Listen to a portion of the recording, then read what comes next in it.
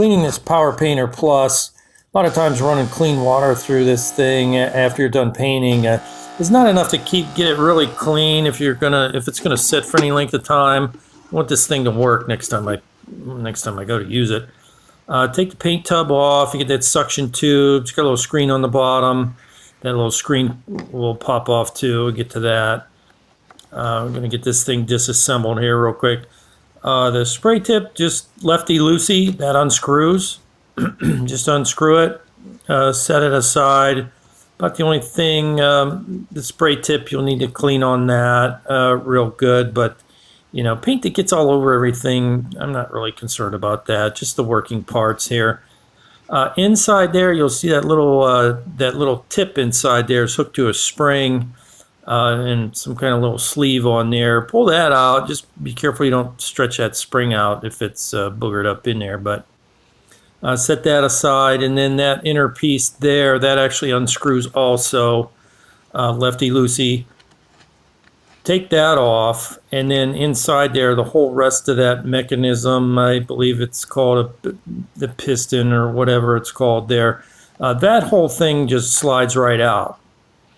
And then the gun part, you know, the motor part, there's nothing in there really to clean. Just set that aside unless you want to wipe it off. I don't really care about that. But and then take that piston, get it off of that that lid ring there. Those two things come apart. You know, kind of mess with it a little bit, but just make this stuff easier to clean, get it out of the way.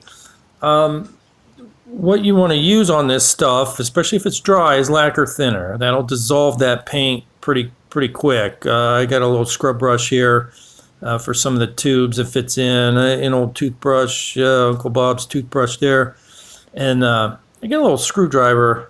Tiny little like eyeglasses screwdriver for scraping threads and whatnot, and just a couple little tools just maybe to have handy, maybe a razor blade possibly. And then starting with some of this stuff like that suction tube, that's already pretty clean. I'm just cleaning this with water and that little scrub brush. There's no real dried up paint or anything on this part in particular, so I'm going to set that aside. Lacquer thinner, I just dump a little bit in a little dish. There's no sense in, this stuff's expensive, so you know, you don't want to fill a whole bucket with it. You really don't need to. That little tip pops off that spring, and then you can clean these things individually. Just make sure you get all the paint off of those tiny little pieces, especially that little tip there. It's got 3 little holes in it. It's kind of hard to see, but you'll be able to tell if you got all the paint off of it. If you have to just leave it soak and then rinse it off, a lot of times that might be the way to go. Unless you got something super tiny you can poke through there.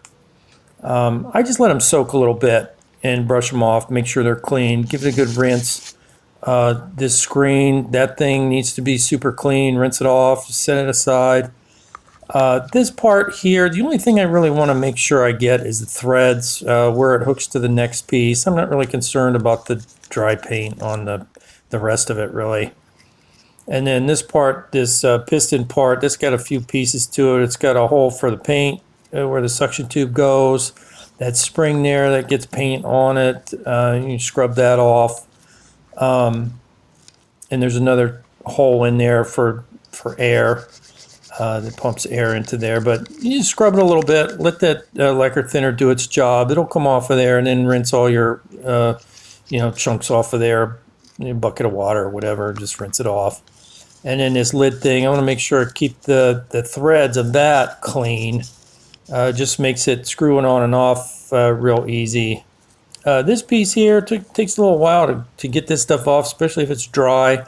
I just want to get that spray head inside and out. Like I said, even if you have to let it soak, and then where it connects to the piece next to it there, you can see I get pretty cleaned off. That little bit of paint's not actually on the tip, but I mean, you're just going ahead and scrape that off anyways. Get it super clean.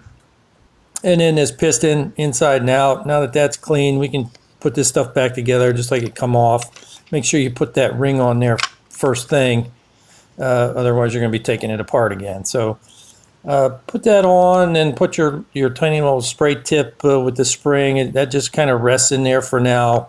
and then go ahead and slide that back into the gun. And that piston's actually spring loaded, so when you go to put the next piece on that holds it onto the gun, you got to kind of depress that whole thing to get your threads started.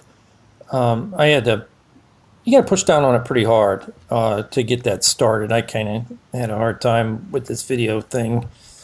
But yeah, just put some pressure on it until you get it started, and then just crank that. You don't have to crank on it, but just screw it on until it won't go any farther. You don't have to put a wrench on any of this stuff. Just till it stops turning, and that's good. Take your next piece, the spray tip. Got all my working pieces cleaned off. Just make sure you get that slid over top of that spring, and then just screw that on righty-tighty, and just screw that on until it won't go anymore. That part's actually, you can screw it super tight or loosen it a little bit, depending on what you're doing, I guess. But and that's it. Put the suction tube back on. We got the screen back on it. Everything cleaned up, and then put some water in this tub, and I'm just gonna squirt it out one last time, and then I'm gonna take it apart and just let it dry before I pack it away, because I don't use this thing very often. So yeah, if you got one of these guns, I suggest cleaning it real good if you want it to work next time.